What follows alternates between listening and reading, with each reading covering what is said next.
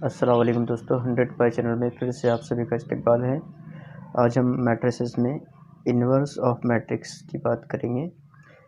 तो अगर सपोज़ ए एक स्क्वायर मैट्रिक्स है जिसकी ऑर्डर m है और बी एक दूसरा मैट्रिक्स है उसकी ऑर्डर भी m है, यानी दो स्क्वायर मैट्रिक्स हैं ए और बी सेम ऑर्डर के, और अगर दोनों का मल्टीप्लिकेशन यानी ए बी या फिर बी ए दोनों का मल्टीप्लिकेशन करने के बाद अगर हमें आइडेंटिटी मैट्रिक्स मिलता है तो इसका मतलब है कि बी ए का इन्वर्स है, मैट्रिक्स बी मैट्रिक्स ए का इन्वर्स है, या फिर हम कह सकते हैं कि ए ये मैट्रिक्स बी का इन्वर्स है। और उसे हम डिनोट करेंगे, यानी ए के इन्वर्स को डिनोट करते हैं हम ए टू द पावर -1 इसे पढ़ते हैं ए इन्वर्स। इसे हम लिख सकते हैं ए इंटू ए इन्वर्स या फिर ए इन्वर्स इंटू ए, जो कि आइडेंटिटी मैट्रिक्स के इक्वल होता है। इसके बाद भी अगर कोई स्क्वायर मैट्रिक्स दिया हुआ है, हम इन्वर्स की बात करते हैं, तो इन्वर्स मालूम करने के लिए हमें सबसे पहले उसका डिटर्मिनेंट मालूम करना होगा। ये एक प्रोसीजर है, जैसे कोई स्क्वायर मैट्रिक्स आपको दिया हुआ है और आपको उसका इन्वर्स मालूम करना है, तो पहले आप उसका डिटर्मिनेंट मालूम कीजिए। डिटर्मिनेंट मालूम करने के बाद आपको दो केस मिलेंगे, एक तो डिटर्मिनेंट ज़ीरो होगा या फिर नॉन ज़ीरो होगा। अगर डिटर्मिनेंट ज़ीरो मिलता है इसका मतलब है कि मैट्रिक्स सिंगुलर मैट्रिक्स है। सिंगुलर मैट्रिक्स है इसका मतलब है कि जो दिया हुआ मैट्रिक्स है वो इन्वर्टिबल नहीं है। अगर ए का डिटर्मिनेंट हमको ज़ीरो मिलता है इसका मतलब है ए इज़ नॉट इन्वर्टिबल, यानी A inverse is not exist, और यहीं पर हमको रुक जाना है। अगर आपको क्वेश्चन आता है कि दिए हुए मैट्रिक्स का इन्वर्स मालूम कीजिए, आप डिटर्मिनेंट मालूम करते हैं, डिटर्मिनेंट अगर ज़ीरो मिलता है इसका मतलब है कि हम उसका इन्वर्स मालूम नहीं कर सकते। सिर्फ डिटर्मिनेंट को इक्वल टू ज़ीरो लिखकर आपको वहीं पर रुक जाना है। और अगर डिटर्मिनेंट ज़ीरो ना हो, determinant not equal to zero हो, तो ऐसे केस में जो दिया हुआ मैट्रिक्स है वो हमको मिलता है non singular matrix. Non singular matrix का मतलब होता है कि दिया हुआ मैट्रिक्स इन्वर्टिबल है। इन्वर्टिबल यानी उसका इन्वर्स एग्जिस्ट है।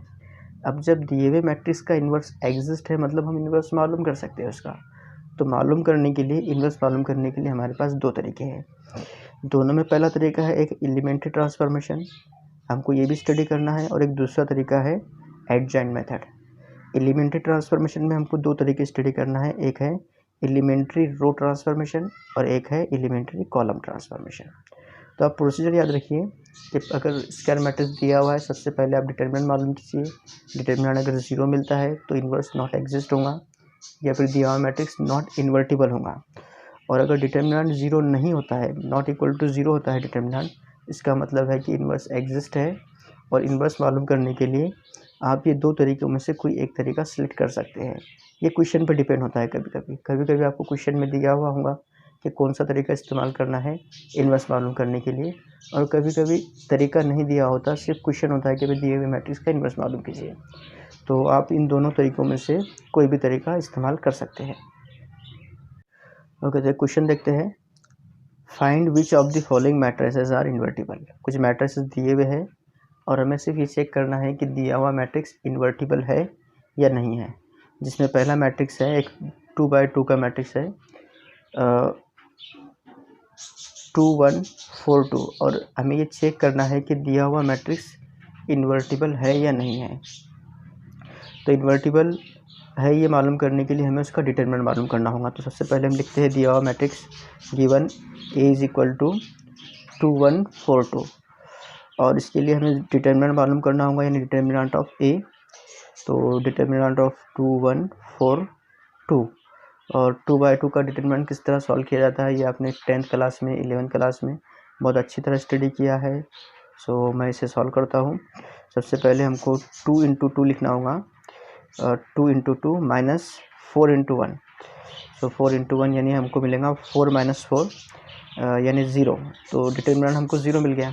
डिटर्मिनेंट 0 इसका मतलब क्या है? डिटर्मिनेंट 0 का मतलब है कि ए इज़ सिंगुलर मैट्रिक्स, और डिटर्मिनेंट 0 का मतलब है कि ए इज़ नॉट इन्वर्टिबल।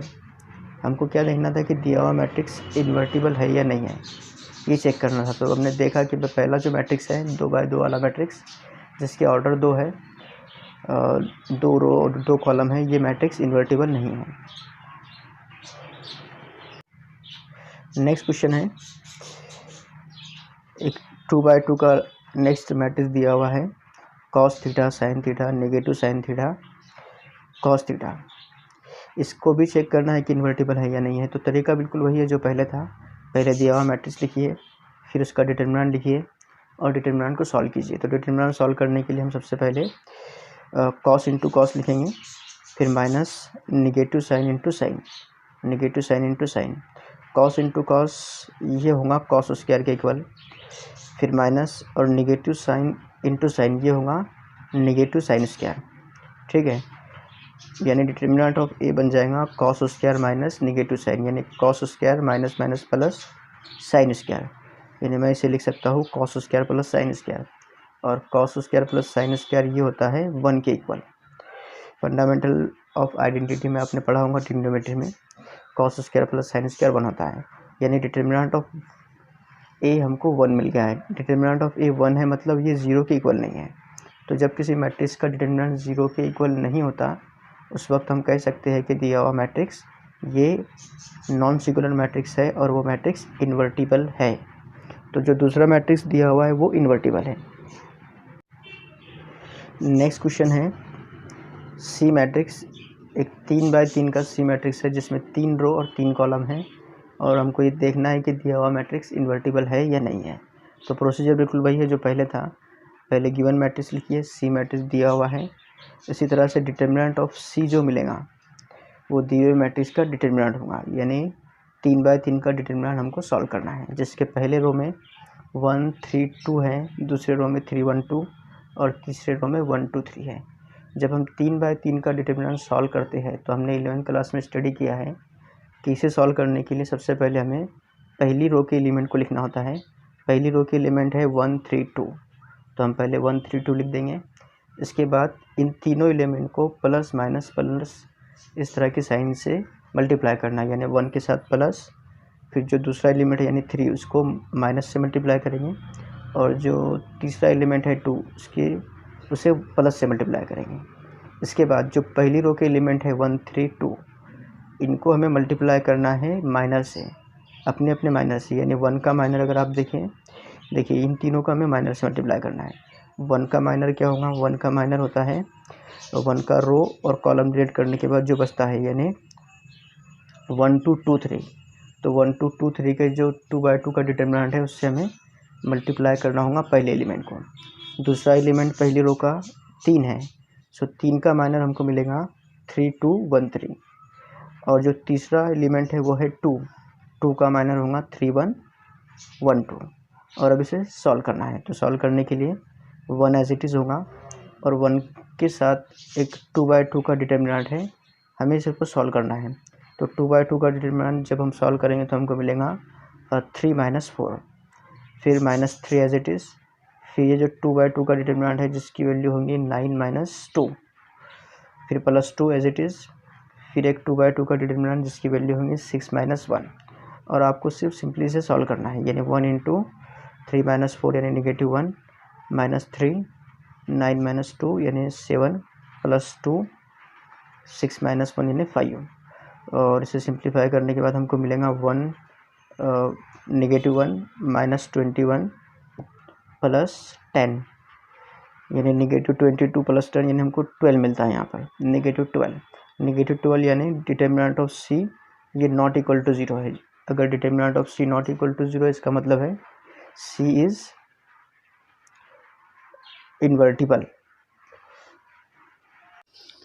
तो इन्वर्स ऑफ मैट्रिक्स में हमको 2 मेथड पढ़ना है, एडजॉइंट मेथड और एलिमेंट्री ट्रांसफॉर्मेशन। तो पहले हम बात करते हैं inverse of non singular matrix by elementary transformation, और एलिमेंट्री ट्रांसफॉर्मेशन में भी हम सबसे पहले रो ट्रांसफॉर्मेशन की बात करेंगे। देखिए प्रोसीजर एकदम सिंपल है, आपको एक मैट्रिक्स दिया जाएगा स्क्वायर मैट्रिक्स का डिटरमिनेंट अगर नॉन जीरो है इसका मतलब वो इन्वर्टिबल होगा, और उसका इन्वर्स मालूम करना आसान होगा, उसका इन्वर्स एग्जिस्ट होगा। अब इन्वर्स अगर एग्जिस्ट है तो आपको यहाँ पे डेफिनेशन यूज़ करना है इन्वर्स की। ए अगर इन्वर्स है, इसका इन्वर्स एग्जिस्ट है, तो ए और ए इन्वर्स दोनों का मल्टीप्लिकेशन होता है आइडेंटिटी मैट्रिक्स के इक्वल। ये हमने शुरुआत में ही देखा, ए इंटू ए इन्वर्स ये आइडेंटिटी मैट्रिक्स के इक्वल होता है। तो आपको ये डेफिनेशन यूज़ करना है, दिए हुए मैट्रिक्स को इस डेफिनेशन में पुट कर देना है, ए की जगह पर दिया हुआ मैट्रिक्स और आई की जगह पर करस्पॉन्डिंग आइडेंटिटी मैट्रिक्स रख देना है। इसके बाद आपको एक सीरीज़ यूज़ करना है रो ट्रांसफॉर्मेशन की, और ये सीरीज़ आपको अप्लाई करना है ए मैट्रिक्स पर, और उस वक्त तक आपको रो ट्रांसफॉर्मेशन अप्लाई करना है जब तक ए मैट्रिक्स आइडेंटिटी मैट्रिक्स में कन्वर्ट ना हो जाए। और ये जो ट्रांसफॉर्मेशन आप ए मैट्रिक्स पे अप्लाई करेंगे वही ट्रांसफॉर्मेशन आपको आई मैट्रिक्स पर भी अप्लाई करना है, और उसी वक्त अप्लाई करना है जब आप ए पर अप्लाई करेंगे। तो जैसे जैसे ए मैट्रिक्स आई मैट्रिक्स में कन्वर्ट होगा, उसी के साथ साथ आइडेंटिटी मैट्रिक्स कन्वर्ट होता चला जाएगा ए इन्वर्स के अंदर, और इसी तरह हमको ए इन्वर्स मिलेगा। जब हम एग्जांपल सॉल्व करेंगे तब आपको ये बात क्लियर समझ में आएंगी। तो यहाँ सबसे बड़ा जो प्रॉब्लम होता है वो होता है दिए हुए मैट्रिक्स को, जैसे अगर 3x3 का आपको मैट्रिक्स दिया हुआ है तो उस मैट्रिक्स को आइडेंटिटी मैट्रिक्स में कन्वर्ट कैसे किया जाए। ये बात तो ठीक है कि भाई हमको रो ट्रांसफॉर्मेशन की एक सीरीज़ यूज़ करना है इसके अंदर, लेकिन अगर आप एक ख़ास तरीके से इसे सॉल्व करेंगे तो सॉल्व करने में आसानी होगी। वैसे कोई ख़ास तरीके से सॉल्व करने का नहीं है, लेकिन एक जो प्रोसीजर टेक्स्ट बुक में भी दिया हुआ है या फिर आप हमारे और आपके तजुर्बे से हमने जो हासिल किया है एक प्रोसीजर, वो प्रोसीजर आपको फॉलो करना है। अगर आप उस प्रोसीजर फॉलो करते हैं तो इन्वर्स आपको बहुत ही आसानी से मिल जाएगा। तो जब आपको दिए हुए मैट्रिक्स को आइडेंटिटी मैट्रिक्स में कन्वर्ट करना होगा तो उस वक्त आप शुरू करेंगे पहले कॉलम से। देखिए, अगर हम रो ट्रांसफॉर्मेशन यूज़ कर रहे हैं एलिमेंट्री ट्रांसफॉर्मेशन में तो हमको कॉलम वाइज सॉल्व करना है। सबसे पहले कॉलम में जो पहला एलिमेंट है यानी A11, पहले रो और पहले कॉलम का एलिमेंट, उसको हमको कन्वर्ट करना होगा 1 में। उसके बाद यानी A11 को हमें 1 में कन्वर्ट करना है। उसके बाद उसी कॉलम के जो बाकी दो एलिमेंट है A21 और A31, इनको हमको 0 में कन्वर्ट करना है। पहले ये कॉलम कंप्लीट सॉल्व हो जाने के बाद, देखिए कंप्लीट सॉल्व होने का मतलब है कि पहला कॉलम 1 0 0 की कंडीशन में आ जाएगा, तो हम कहेंगे कि पहला कॉलम सॉल्व हो गया। इसके बाद दूसरे कॉलम को सॉल्व करना है। दूसरे कॉलम में A22 यानी दूसरा रो और दूसरा कॉलम, इस एलिमेंट को हमको 1 में कन्वर्ट करना है, यानी A22 को हम 1 में कन्वर्ट करेंगे। इसके बाद में जो बाकी एलिमेंट है यानी A32 और A12, इन दोनों को हमको 0 में कन्वर्ट करना है। ये कॉलम भी सॉल्व हो गया। इसके बाद तीसरे कॉलम पर आएंगे तो तीसरे कॉलम का तीसरा एलिमेंट यानी A33, तीसरे कॉलम के तीसरे एलिमेंट को 1 में कन्वर्ट करना है। उसके बाद में जो बाकी दो एलिमेंट है तीसरे कॉलम के, उनको 0 में कन्वर्ट करना है। A23 और A13 को 0 में कन्वर्ट करना है। तो इस तरह से दिए हुए मैट्रिक्स को हमको आइडेंटिटी मैट्रिक्स में कन्वर्ट करना है। यहाँ पे हमने ट्रांसफॉर्मेशन नहीं देखा, हमने सिर्फ एक रास्ता देखा कि भाई शुरू कहाँ से करना है, ख़त्म कहाँ पे करना है। आपको कॉलम वाइज सॉल्व करना है। जो 3x3 का मैट्रिक्स दिया हुआ है उसके हर कॉलम को बारी बारी सॉल्व करना है, और हर कॉलम में आपको 1 0 0 याद रखना है। पहला कॉलम है, पहले कॉलम में हमको पहले 1 लेना है, उसके बाद फिर बाकी के 2 0, फिर दूसरा कॉलम, दूसरे कॉलम में भी पहले 1 फिर बाकी 2 0, तीसरे कॉलम में पहले 1 बाकी 2 0, और इस तरह और इस रास्ते से चल के आपको दिए हुए मैट्रिक्स को आइडेंटिटी मैट्रिक्स में कन्वर्ट करना है। उसी तरह से अगर 2x2 का मैट्रिक्स दिया हुआ है तो इसे भी वैसे ही सॉल्व करेंगे। सबसे पहले कॉलम का पहला एलिमेंट यानी A11, इसे हम 1 में कन्वर्ट करेंगे। उसके बाद पहले कॉलम का दूसरा एलिमेंट, उसको 0 में कन्वर्ट करेंगे। फिर दूसरे कॉलम का दूसरा एलिमेंट, उसको 1 में कन्वर्ट करना है, और दूसरे कॉलम का पहला एलिमेंट उसे 0 में कन्वर्ट करना है। तो ये भी वही प्रोसीजर है, कॉलम वाइज सॉल्व करना है। कॉलम में पहले 1 फिर 0, पहले 1 फिर 0, इस तरह से इसको कन्वर्ट करना है आइडेंटिटी मैट्रिक्स में। एक एग्जांपल के जरिए समझते हैं। दिया हुआ है find inverse of a matrix A, एक 2x2 का मैट्रिक्स दिया हुआ है जिसके पहले रो में 1 2 है और दूसरे रो में 3 4 है, और इसका इन्वर्स मालूम करना है। इन्वर्स मालूम करेंगे एलिमेंट्री रो ट्रांसफॉर्मेशन की मदद से। तो सबसे पहले हम ये चेक करते हैं कि दिया हुआ मैट्रिक्स इन्वर्टिबल है या नहीं है। देखिए, अगर इस क्वेश्चन में आपको इन्वर्स मालूम करने के लिए कहा गया है तो आपको इन्वर्टिबल है या नहीं है ये ज़रूर चेक करना है। अगर क्वेश्चन में पूछा नहीं गया तब भी आपको इन्वर्टिबल है या नहीं है ये ज़रूर चेक करना है। तो सबसे पहले हम चेक करते हैं कि दिया हुआ मैट्रिक्स इन्वर्टिबल है या नहीं है। सॉल्यूशन गिवन मैट्रिक्स ए, और इसका डिटरमिनेंट मालूम करेंगे। पहले डिटरमिनेंट 1 2 और 3 4 का। तो 2x2 का डिटरमिनेंट कैसे सॉल्व करते हैं आपको पता है। सबसे पहले 1 × 4 माइनस 3 × 2, यानी ये होगा 4 - 6, यानी -2 मतलब ये नॉट इक्वल टू 0 है, यानी ये नॉन सिंगुलर है और इन्वर्टिबल है। तो दिया हुआ मैट्रिक्स इन्वर्टिबल है, यानी हम इसका इन्वर्स आसानी से मालूम कर सकते हैं। तो इन्वर्स मालूम करने के लिए हमें डेफिनेशन यूज़ करना है। हमने फर्स्ट कर लिया definition, A into A inverse is equal to I. A की जगह पे हमने 2/2 का मैट्रिक्स रख दिया, 1 2 3 4। उसके बाद ए इन्वर्स अपनी जगह पर, फिर इक्वल टू आई यानी यहाँ पे हमें 2/2 का आइडेंटिटी मैट्रिक्स लिखना है। तो 2/2 का आइडेंटिटी मैट्रिक्स 1 0 0 1 होगा। अब देखिए प्रोसीजर कैसा है, हमको मैट्रिक्स ए को कन्वर्ट करना है आइडेंटिटी मैट्रिक्स में, यानी 1 2 3 4 को 1 0 0 1 में कन्वर्ट करना है। तो सबसे पहला काम हमारा होता है A11 को 1 में कन्वर्ट करना, यानी जो पहला एलिमेंट है इसे हमें 1 में कन्वर्ट करना है। तो खुशकिस्मती से ये पहले से ही 1 है, तो इसे कुछ करने की ज़रूरत नहीं है। इसके बाद जो अगला स्टेप होता है, पहले कॉलम का जो बकिया एलिमेंट है 1 के अलावा, उसको हमको 0 में कन्वर्ट करना है। पहले कॉलम का पहला एलिमेंट 1 हो गया, अब पहले कॉलम का दूसरा एलिमेंट यानी 3, इसको हमको 0 में कन्वर्ट करना है। तो देखिए ट्रांसफॉर्मेशन तैयार करना है, यहाँ पर भी बच्चे अक्सर डिफ़िकल्टी महसूस करते हैं, तो ज़्यादा मुश्किल नहीं होता है ट्रांसफॉर्मेशन तैयार करना। पहले कॉलम में कॉन्सेंट्रेट कीजिए। पहले कॉलम में R1 1 है और R2 3 है, ये आपको पता होना चाहिए। पहले कॉलम में R1 1 है, R2 3 है। हमको 0 किसे करना है, हमको 0 करना है 3 को, यानी R2 को 0 करना है। तो सबसे पहले हम लिखेंगे R2 को 0 करना है। पहले कॉलम में R2 कितना है, 3 है, तो R2 को 3 लिख दिया और दोनों को माइनस कर दिया, तो R2 - 3 ये ट्रांसफॉर्मेशन तैयार हो गया। लेकिन 3 ये किसी काम का नहीं है हमारे, 3 को हमें 1 से मल्टीप्लाई करना होगा और 1 यानी R1। तो एक ट्रांसफॉर्मेशन तैयार हो गया R2 - 3 R1, और ये ट्रांसफॉर्मेशन अप्लाई करना है दोनों मैट्रिसेस के अंदर। तो चलिए इसे अप्लाई करते हैं दोनों साइड में। पहले मैट्रिक्स का पहला रो एज इट इज़ होगा, क्योंकि हमें पहले रो में ट्रांसफॉर्मेशन अप्लाई नहीं करना है, ट्रांसफॉर्मेशन हमें दूसरे रो में अप्लाई करना है। तो पहले कॉलम में पहला एलिमेंट एज इट इज़ होगा। पहले कॉलम का जो दूसरा एलिमेंट है वो है R2 - 3 R1। R2 पहले कॉलम में 3 है और पहले कॉलम में R1 है 1। ये हमने ट्रांसफॉर्मेशन अप्लाई कर लिया पहले कॉलम में। अब दूसरे कॉलम में आते हैं। दूसरे कॉलम में R1 2 है और R2 4 है। तो R1 तो एज इट इज़ होगा 2, R2 में हमें लिखना है R2 - 3 R1। तो दूसरे कॉलम में R2 है 4 और दूसरे कॉलम में R1 है 2। तो ये ट्रांसफॉर्मेशन हमने अप्लाई कर लिया। अब दूसरे मैट्रिक्स में आते हैं। दूसरे मैट्रिक्स के अंदर पहले कॉलम में R1 है 1, उसे एज इट इज़ लिखेंगे।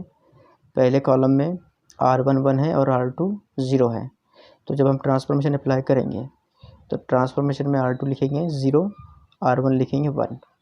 अगले कॉलम में R1 0 है, R2 1 है, R2 में हमें अप्लाई करना है R2 - 3 R1। So last column में R2 है 1 और R1 है 0। तो ट्रांसफॉर्मेशन अप्लाई कर चुके हैं, अब इसे सॉल्व करना है। तो जब सॉल्व करने जाएंगे तो पहला रो एज इट इज़ होगा, क्योंकि उसमें तो हमें कुछ करना नहीं है, तो हमने पहला रो एज इट इज़ लिख दिया। अब दूसरे रो के अंदर 3 - 3 होगा 0। उसके बाद 4 - 6 ये होगा -2। इस मैट्रिक्स में 0 - 3 यानी -3 मिलेगा और 1 - 0 1। तो हमने पहला ट्रांसफॉर्मेशन अप्लाई कर लिया और हमारा पहला कॉलम सॉल्व हो गया। पहले कॉलम में हमको 1 0 मिल गया। अब बात करते हैं दूसरे कॉलम की। दूसरे कॉलम में हमको A22 यानी दूसरे कॉलम के दूसरे एलिमेंट को 1 में कन्वर्ट करना है। देखिए मैंने कहा था कि भाई ये ट्रांसफॉर्मेशन ज़रूरी नहीं है कि आपको ऐसे ही चलना है। ये जो तरीका है आइडेंटिटी मैट्रिक्स में कन्वर्ट करने का, ये हमारी आसानी के लिए है। हम इसमें पहले 0 में भी कन्वर्ट कर सकते हैं। तो हम ऐसा करते हैं, -2 को 1 में कन्वर्ट करने से पहले इस 2 को हम पहले 0 में कन्वर्ट कर लेते हैं, जो बहुत आसानी से हो जाएगा। देखिए हमको R1 को 0 में कन्वर्ट करना है। तो अगर मैं R1 में R2 को जमा कर दूँ यानी 2 + -2, तो ये हमको 0 मिल जाएगा। इसलिए हम ट्रांसफॉर्मेशन अप्लाई कर सकते हैं R1 + R2, क्योंकि हमको A12 यानी दूसरे कॉलम के पहले एलिमेंट को 0 में कन्वर्ट करना है। तो अभी ट्रांसफॉर्मेशन अप्लाई करेंगे हम पहले रो के अंदर। पहले रो का पहला कॉलम देखिए, पहले कॉलम में 1 R1 है और 0 R2 है। तो दोनों को ऐड करके हमें लिखना है 1 + 0 होगा 1, 1 + 0 1 होगा और दूसरा रो एज इट इज़ होगा। उसके बाद का जो नेक्स्ट कॉलम है, नेक्स्ट कॉलम में 2 प्लस -2 ये 0 हो जाएगा। अगले मैट्रिक्स में 1 प्लस -3 ये होगा -2 और लास्ट कॉलम में 0 प्लस 1 ये हमको 1 मिलेगा। तो बहुत आसानी से हमने दूसरे कॉलम के पहले एलिमेंट को 0 में कन्वर्ट कर लिया।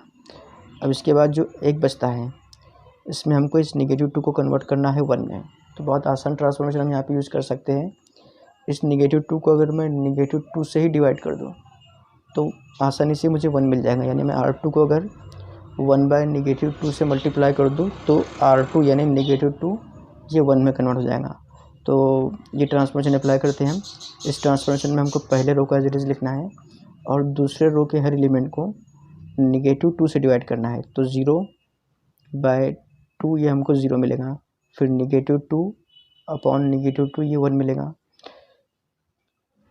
अगले मैट्रिक्स में -3/-2 ये हमको -3/-2 मिलेगा और लास्ट कॉलम में 1/-2 मिलेगा। इस तरह से जो आइडेंटिटी मैट्रिक्स है उसको हमने आई लिख दिया, यानी हमको ए इन्वर्स मिल गया -2 1 3/2 एंड 1/-2। और यहाँ पे ये प्रॉब्लम कंप्लीट होता है। नेक्स्ट एग्जांपल है फाइंड इन्वर्स ऑफ मैट्रिक्स 3 2 6 1 1 2 2 2 5। एक 3/3 का मैट्रिक्स दिया हुआ है और उसका इन्वर्स मालूम करना है। तो इन्वर्स मालूम करने से पहले हम देखते हैं कि ये मैट्रिक्स इन्वर्टिबल है या नहीं है। तो देखिए मैट्रिक्स ए दिया हुआ है, पहले इसका डिटरमिनेंट मालूम करेंगे। 3/3 का डिटरमिनेंट मालूम करने के लिए सबसे पहले हम पहले रो के एलिमेंट लिखते हैं 3 2 6, फिर 3 प्लस 2 को माइनस से मल्टीप्लाई करेंगे और 6 को प्लस से, फिर 3 का माइनर, 2 का माइनर और 6 का माइनर लिखेंगे। 3 का माइनर होगा 1 2 2 5, 2 का माइनर होगा 1 2 2 5 और 6 का माइनर 1 1 2 2। अब इसे सॉल्व करेंगे, 3 एज इट इज़ होगा और 1 2 2 5 का डिटरमिनेंट होगा 5 - 4, -2 एज इट इज़ 1 2 2 5 का डिटरमिनेंट होगा 5 - 4 प्लस 6 एज इट इज़ और इस डिटरमिनेंट की वैल्यू होगी 0, क्योंकि दो कॉलम एक जैसे आइडेंटिकल है। जब किसी भी डिटरमिनेंट के दो कॉलम या दो रो आइडेंटिकल होते हैं तो डिटरमिनेंट की वैल्यू 0 होती है, इसलिए इस डिटरमिनेंट की वैल्यू 0 होंगी। तो हम इसे 0 ना लिख के पहले 2 - 2 लिखते हैं, तब भी वैल्यू वही आने वाली है। देखते हैं 3 × 5 - 4 यानी 3 × 1 -2 × 1 और प्लस 6 × 0, यानी कुल मिलाकर ये हमको मिलेगा 3 - 2 + 0 यानी 1 और 1 यानी नॉट इक्वल टू 0, यानी determinant of A is not equal to 0, यानी ए इन्वर्टिबल है और उसका इन्वर्स एग्जिस्ट है। इसके बाद डिटरमिनेंट मालूम करने की कोशिश करते हैं, इन्वर्स मालूम करने की कोशिश करेंगे। तो इन्वर्स मालूम करने के लिए हम सबसे पहले डेफिनेशन लिखते हैं A × A inverse is equal to I और ए की जगह पे हम 3/3 का एक मैट्रिक्स लिखेंगे A inverse as it is और आइडेंटिटी मैट्रिक्स होगा 3/3 का I मैट्रिक्स। तो पहले A मैट्रिक्स फिल कर लेते हैं 3 2 6 1 1 2 2 2 5 और I मैट्रिक्स होगा 1 0 0 0 1 0 और 0 0 1। अब प्रोसीजर वही है पहले वाला। पहले हमको क्या करना है, पहले कॉलम के पहले एलिमेंट को 1 में कन्वर्ट करना है। देखिए यहाँ पे कन्वर्ट करना वर्ड मुनासिब नहीं है, हमको पहले कॉलम के पहले एलिमेंट की जगह पे 1 चाहिए। तो इसे कन्वर्ट कीजिए या फिर हम इसे एक्सचेंज भी कर सकते हैं। देखिए पहले कॉलम को ऑब्जर्व कीजिए, पहले कॉलम में आप अगर देखें तो R1 R2 R3 हमको 3 इस जगह पर 1 चाहिए। तो यहाँ पे R1 R2 R3 अगर आप देखें तो R1 3 है, R2 1 है और R3 2 है। R1 3 R2 1 और R3 2। अब ये जो 3 है R1 की जगह पे, इसे 1 में कन्वर्ट करने के लिए हमारे पास कौन कौन सी पॉसिबिलिटी है। देखिए एक तो मैं ऐसा कर सकता हूँ कि R1 में से R3 को माइनस कर दूँ तो 3 - 2 मुझे 1 मिल जाएगा, या फिर अगर मैं R1 को 3 से डिवाइड कर दूँ तो तब भी मुझे 3/3 1 मिलेगा, या फिर अगर मैं R1 और R2 ये दोनों को एक्सचेंज कर दूँ तब भी मुझे 1 मिलेगा। तो ये 3 तरीके हमारे पास जिसमें मैं 3 को 1 में कन्वर्ट कर सकता हूँ और तीनों भी तरीके सही है। यहाँ पर अब हमारी मर्ज़ी है कि हम कौन सा तरीका इस्तेमाल करते हैं। तो ऐसे केस में आपको जो तरीका आसान लगता है आप वो तरीका इस्तेमाल कीजिए। तो फ़िलहाल इन तीनों तरीक़ों में जो तीसरा तरीका है जिसमें हमको R1 और R2 को एक्सचेंज करना है, ये तरीका मुनासिब है। तो हम अप्लाई करेंगे यहाँ पर R1 इंटरचेंज बाय R2। इससे हमें पहले कॉलम का पहला एलिमेंट 1 मिल जाएगा। तो देखिए क्या करना है हमको, मैट्रिक्स के अंदर पहले रो की जगह पे हमको दूसरा रो लिखना है। दूसरा रो यानी पहले रो की जगह हमको मिलेगा 1 1 2 और दूसरी रो की जगह हमको पहला रो लिखना है, यानी 3 2 6 ये दूसरे रो में आ जाएगा और तीसरा रो एज इट इज़ 2 2 5।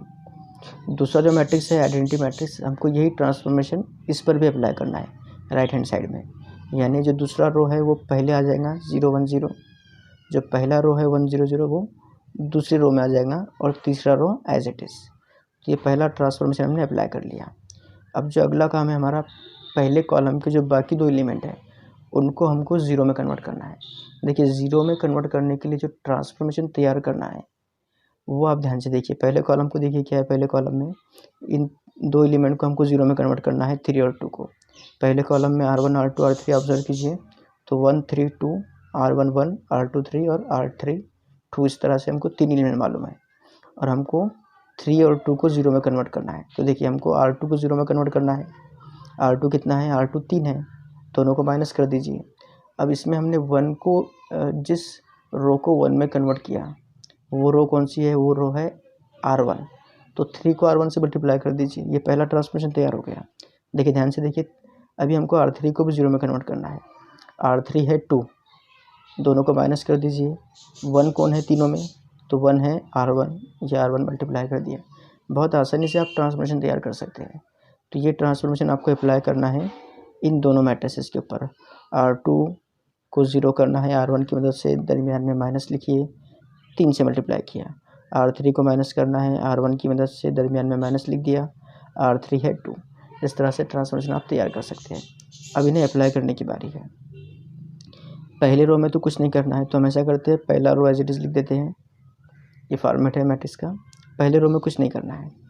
दूसरे रो में क्या करना है, दूसरे रो में लिखना है R2 - 3R1, चलो वो भी लिख दिया। तीसरे रो में लिखना है R3 - 2R1, वो भी लिख दिया। राइट हैंड साइड में भी हमको वही अप्लाई करना है। राइट हैंड साइड में 0 1 0 पहला रो एज इट इज़, दूसरे रो में R2 - 3R1, तीसरे रो में R3 - 2R1। अब ये ट्रांसफॉर्मेशन हमको अप्लाई करना है दिए हुए मैट्रिक्स में। कॉलम वाइज देखते हैं। पहले कॉलम में देखिए, पहले कॉलम में R1 1 है, उसकी तो हमें फ़िलहाल ज़रूरत नहीं है।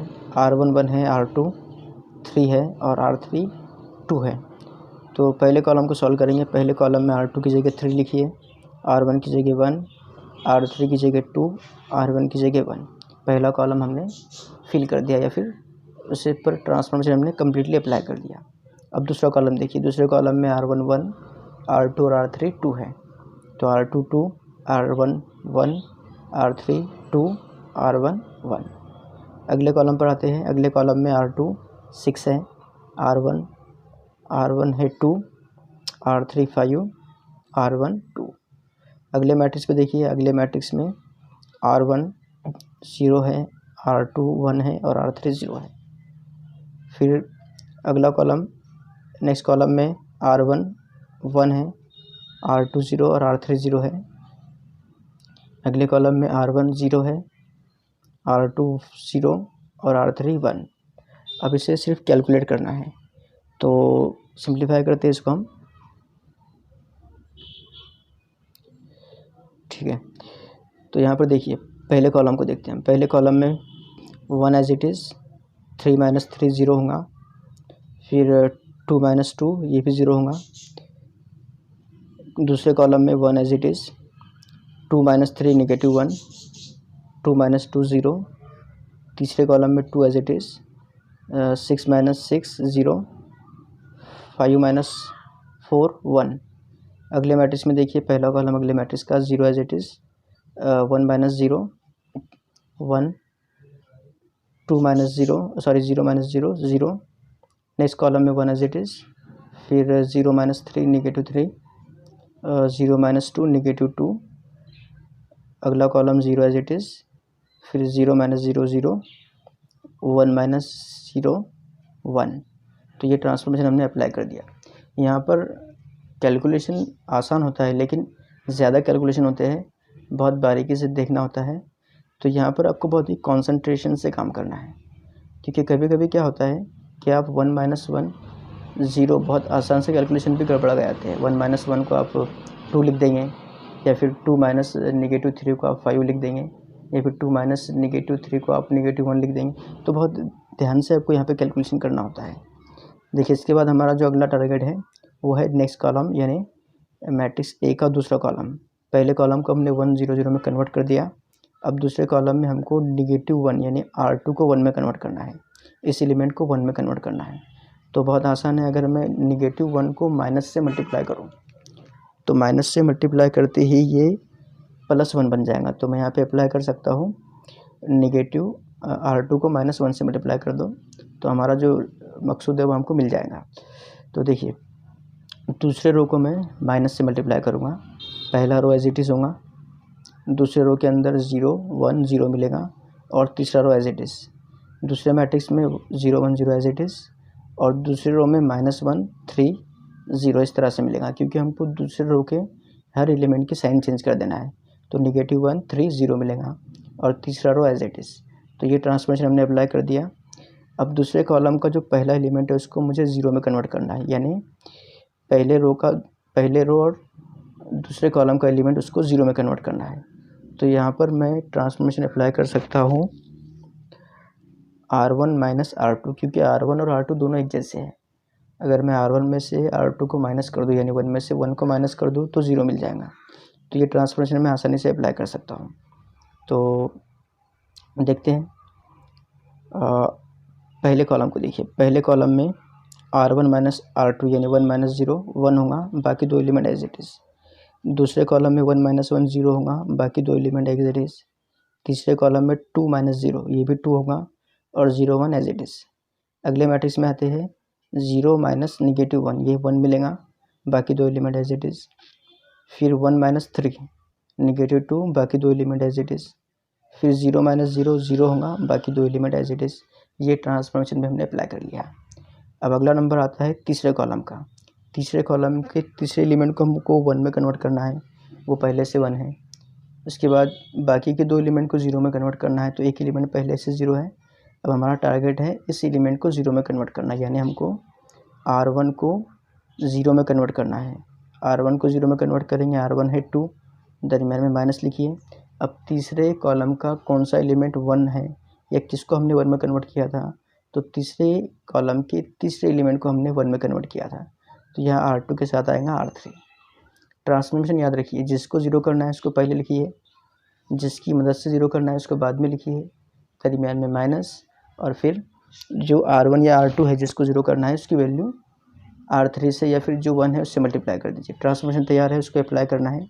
देखिए ज़्यादा मुश्किल नहीं है। यहाँ पे हमको दूसरा और तीसरा रो एज इट इज़ लिखना है, और पहले रो पे अप्लाई करना है R1 - 2 R3। तो देखिए पहले कॉलम में 1 - 0 1 होगा, बाकी दो एलिमेंट एज इट इज़। दूसरे कॉलम में R1 है 0 और R3 है 0, तो ये भी 0 होगा, बाकी दो एलिमेंट एज इट इज़। तीसरे कॉलम में 2 - 2 ये 0 होगा, बाकी दो एलिमेंट एज इट इज़। अगले मैट्रिक्स के पहले कॉलम में R1 1 है, और R3 का डबल 0 होगा, यानी ये 1 एज इट इज़ होगा, बाकी दो एलिमेंट भी जैसे कि वैसे। अगले कॉलम में R3 का डबल होगा 4, और माइनस माइनस प्लस, यानी हमको यहाँ पर 2 मिलेगा जब हम इसे सॉल्व करेंगे, यानी R1 -2 माइनस -4, यानी -2 + 4 मिलेगा। आप इसे सॉल्व कीजिए, आपको 2 मिल जाएगा, और बाकी के दो एलिमेंट एज इट इज़ होंगे। और लास्ट कॉलम में 0 - 2 यानी -2 मिलेगा हमको, और बाकी दो एलिमेंट एज इट इज़। अभी जो 3 बाय 3 का मैट्रिक्स मिला हमको लास्ट स्टेप में, ये आइडेंटिटी मैट्रिक्स है 3 बाय 3 का। इसे मैं लिख सकता हूँ I इंटू A इन्वर्स, और राइट हैंड साइड में जो मैट्रिक्स है वो हमारा फाइनल मैट्रिक्स है, और यही हमको मालूम करना था। तो इस तरह हमने A इन्वर्स मालूम कर लिया, 1 2 -2 -1 3 0 0 -2 1। नेक्स्ट क्वेश्चन है, find inverse of A matrix A 1 3 3 1 4 3 1 3 4 by using elementary column transformation. अभी देखिए हमको यहाँ पर कॉलम ट्रांसफॉर्मेशन यूज़ करना है। सबसे पहले हम यहाँ पर देखते हैं कि दिया हुआ मैट्रिक्स इन्वर्टिबल है कि नहीं है। तो अगर आप डिटरमिनेंट मालूम करेंगे तो आपको आसानी से पता चल जाएगा कि दिया हुआ मैट्रिक्स इन्वर्टिबल है। हम यहाँ पर ज़्यादा वक्त ज़ाया नहीं करेंगे, हम बात करते हैं कॉलम ट्रांसफॉर्मेशन की। इन्वर्स एग्जिस्ट है, डिटरमिनेंट दिया हुआ है, उसे सॉल्व करना है। सॉल्व करके आपको 1 मिलेगा और नॉट इक्वल टू 0 इसलिए दिया हुआ मैट्रिक्स इन्वर्टिबल है और उसका इन्वर्स भी एग्जिस्ट है।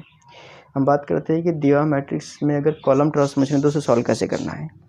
जब रो ट्रांसफॉर्मेशन था तो हमने कॉलम वाइज सॉल्व किया था, पहला कॉलम, दूसरा कॉलम, तीसरा कॉलम। अभी यहाँ पर हमको डेफिनेशन का यूज़ करना है, बिल्कुल वैसे जैसे पहले कॉलम ट्रांसफॉर्मेशन यूज़ करना है, हमने पहले रो ट्रांसफॉर्मेशन यूज़ किया था। तो दिए हुए मैट्रिक्स को कन्वर्ट करना है हमको आइडेंटिटी मैट्रिक्स में, और जो ट्रांसफॉर्मेशन हम ए पर यूज़ करेंगे वही ट्रांसफॉर्मेशन हमको आई पे यूज़ करना है। तो जैसे जैसे ए मैट्रिक्स आई मैट्रिक्स में कन्वर्ट होता चला जाएगा, वैसे वैसे आई मैट्रिक्स ए इन्वर्स में कन्वर्ट होता चला जाएगा। तो आपको जो मैट्रिक्स दिया हुआ है, मैट्रिक्स को आई में कन्वर्ट करने के लिए आपको रो वाइज सॉल्व करना है। पहले रो के पहले एलिमेंट को 1 में कन्वर्ट कीजिए, फिर उसके बाद जो बाकी के 2 एलिमेंट है उनको आपको 0 में कन्वर्ट करना है। फिर उसके बाद दूसरे रो का दूसरा एलिमेंट यानी A22 इसको आपको 1 में कन्वर्ट करना है, और बाकी के 2 एलिमेंट जो है उनको फिर 0 में कन्वर्ट करना है। फिर आपको तीसरे रो पर आना है, तीसरे रो का तीसरा एलिमेंट इसको 1 में कन्वर्ट करना है, और फिर बाकी के 2 एलिमेंट्स को आपको 0 में कन्वर्ट करना है। तो प्रोसीजर बिल्कुल वैसा ही है जैसे रो ट्रांसफॉर्मेशन का था। आपको रो वाइज सॉल्व करना है, हर रो का पहला एलिमेंट आपको let by definition A inverse into A is equal to I. अब यहाँ पर हम ए मैट्रिक्स को रिप्लेस करते हैं और आई मैट्रिक्स 3 बाय 3 का लेंगे। तो ए मैट्रिक्स है 1 3 3 1 4 3 और 1 3 4। आई मैट्रिक्स होगा 1 0 0 1 0 1 0 और 0 0 1। प्रोसीजर बिल्कुल वही है जो पहले इस्तेमाल किया था, लेकिन हमको इस बार रो वाइज सॉल्व करना है क्योंकि कॉलम ट्रांसफॉर्मेशन है। तो पहले रो को ऑब्जर्व कीजिए, पहले रो का पहला एलिमेंट, पहले रो के अंदर C1 है 1, C2 3 और C3 3। तो हमको यहाँ पर पहले 1 को पहले रो के पहले एलिमेंट को 1 में कन्वर्ट करना था, वो पहले से 1 है। अब इसके बाद हमको पहले रो के बाकी के 2 एलिमेंट को 0 में कन्वर्ट करना है, यानी हमको C2 को 0 में कन्वर्ट करना है और C3 को 0 में कन्वर्ट करना है। C2 है 3, माइनस कर दीजिए, 1 के अंदर हमने कन्वर्ट किया था C1 को, तो C2 माइनस 3 C1 लिखना होगा। और जब हम C3 को 0 में कन्वर्ट करेंगे तो C3 है 3, माइनस लिखेंगे C3 माइनस 3 इंटू C1। तो ये 2 ट्रांसफॉर्मेशन हमको अप्लाई करना है दोनों भी मैट्रिसेस के ऊपर, एक C2 माइनस 3 C1 और C3 माइनस 3 C1। देखिए यहाँ पर मैट्रिक्स, देखिए मैट्रिक्स के अंदर पहला जो कॉलम है C1 उसमें हमको कुछ भी नहीं करना है, तो पहला कॉलम एज इट इज़ होगा, लेकिन दूसरे कॉलम में C2 माइनस 3 C1 अप्लाई करना है। तो C2 पूरा कॉलम लिखिए, फिर इसके बाद माइनस, फिर 3 इंटू C1 है 1 1 1, तो ब्रैकेट में 1 1 1 आ गया। इसके बाद C3 की जगह मुझे लिखना है C3 माइनस 3 C1, यानी C3 एज इट इज़, फिर माइनस, फिर 3 इंटू C1 यानी 3 इंटू 1 1 1।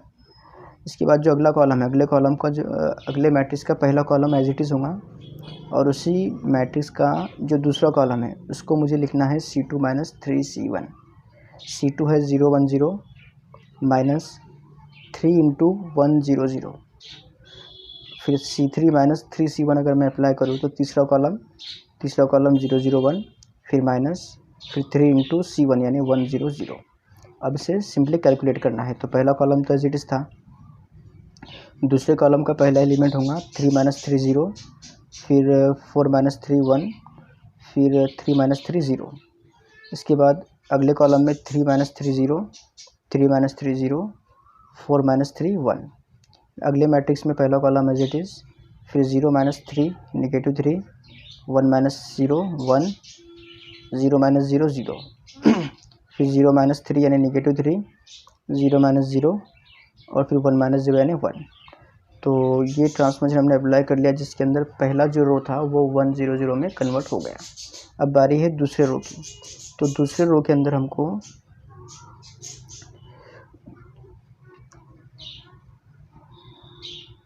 दूसरे रो का जो दूसरा पहला एलिमेंट है उसको हमें 0 में कन्वर्ट करना होगा, क्योंकि जो हमारा रिक्वायरमेंट है उसके हिसाब से दूसरे रो का पहला एलिमेंट यानी C1 को हमको 0 में कन्वर्ट करना है। तो C1 को 0 में कन्वर्ट करेंगे C2 की मदद से, और क्योंकि दोनों एक जैसे इसलिए दोनों को माइनस कर देंगे, यानी C1 माइनस C2 अप्लाई करेंगे। इस तरह हमको जो दूसरा रो है उसका पहला एलिमेंट 0 मिल जाएगा। तो ज़्यादा मुश्किल नहीं है इसमें, आप अगर गौर से देखें तो C1 माइनस C2 यानी पहला रो माइनस पहला कॉलम माइनस दूसरा कॉलम। तो यहाँ देखिए आप पहले कॉलम में C1 1 है और C2 0 है, तो 1 माइनस 0 ये मिलेगा हमको 1। इसके बाद 1 माइनस 1 0 मिलेगा और 1 माइनस 0 1 मिलेगा, और बाकी के दो कॉलम एज इट इज़ होंगे। अगले मैट्रिक्स के अंदर फिर देखिए आप 1 माइनस नेगेटिव 3 ये मिलेगा हमको 4, 0 माइनस 1 नेगेटिव 1, 0 माइनस 0 0, और बाकी के दो कॉलम एज इट इज़। ये ट्रांसफॉर्मेशन अप्लाई हो गया। अब यहाँ पर हमको पहला रो और दूसरा रो ये कंप्लीट सॉल्व हो गया। पहला रो 1 0 0 हो गया, दूसरा रो 0 1 0।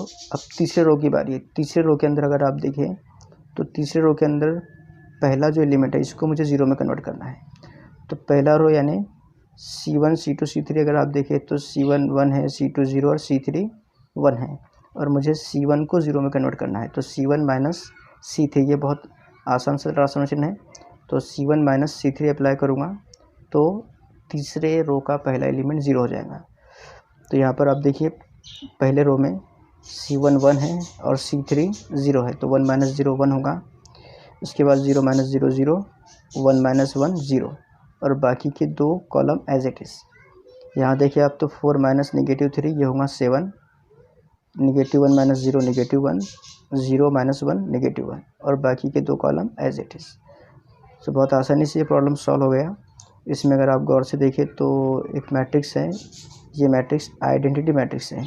इसको मैं लिख सकता हूँ I यानी A इनवर्स इंटू आई।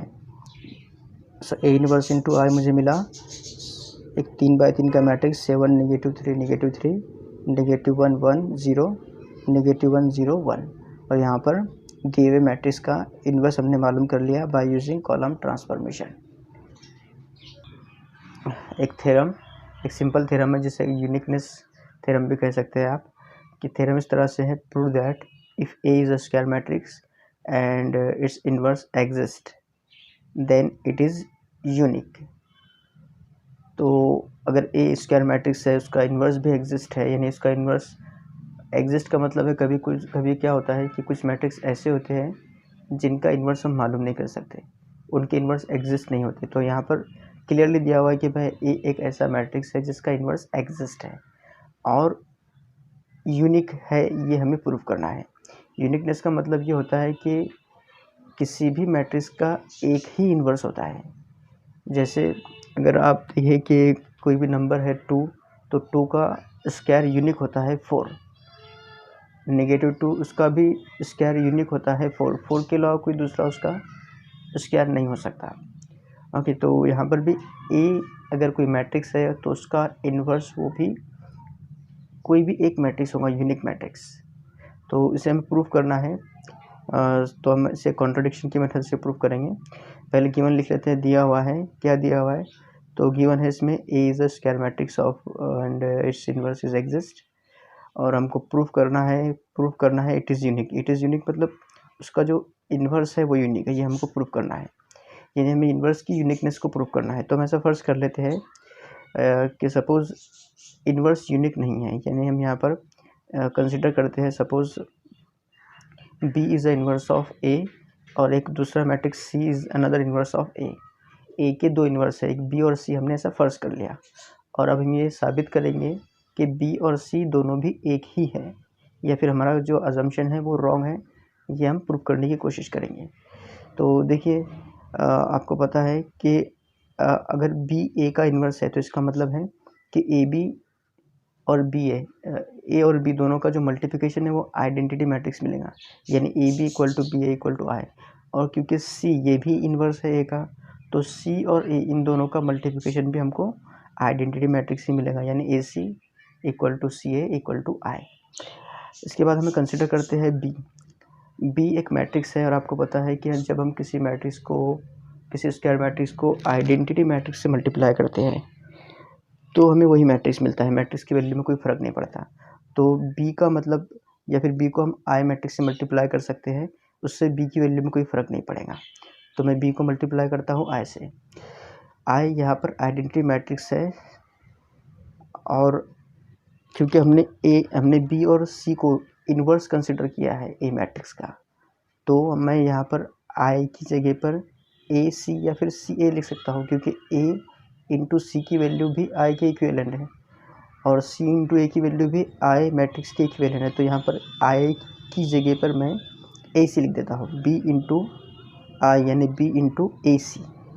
और आपको ये बात पता होनी चाहिए, हमने 11th क्लास में ये सब कुछ स्टडी किया था कि मैट्रिक्स का जो मल्टीप्लिकेशन होता है वो कॉम्यूटेटिव तो नहीं होता लेकिन एसोसिएटिव होता है। यानी मैं बी इंटू ए सी को लिख सकता हूँ बी ए सी, यानी बी इक्वल टू हो जाएगा बी ए सी। और अगर आप पहले दो मैट्रिक्स देखिए बी इंटू ए, तो बी और ए, क्योंकि हमने बी को कंसिडर किया था ए का इन्वर्स, और हम ऑलरेडी देख चुके हैं कि बी ए होता है आई मैट्रिक्स के इक्विवेलेंट। तो बी ए की जगह मैं लिख सकता हूँ आई, यानी मुझे बी इक्वल टू मिलेगा आई इंटू सी। और आई ये एक आइडेंटिटी मैट्रिक्स है, तो आई इंटू सी ये होगा सी के इक्वल, यानी हमें डायरेक्ट मिल सकता है बी इक्वल टू सी, और यही हमको प्रूव करना था। इसका मतलब है कि inverse of any matrix is unique. तो यहाँ पर हमको यूनिकनेस प्रूव करनी थी इन्वर्स की, और हमने यहाँ पे इन्वर्स की यूनिकनेस को प्रूव कर दिया। तो अगर आपने अभी तक हमारे चैनल को सब्सक्राइब नहीं किया तो प्लीज़ सब्सक्राइब कीजिए, एंड थैंक्स फॉर वॉचिंग।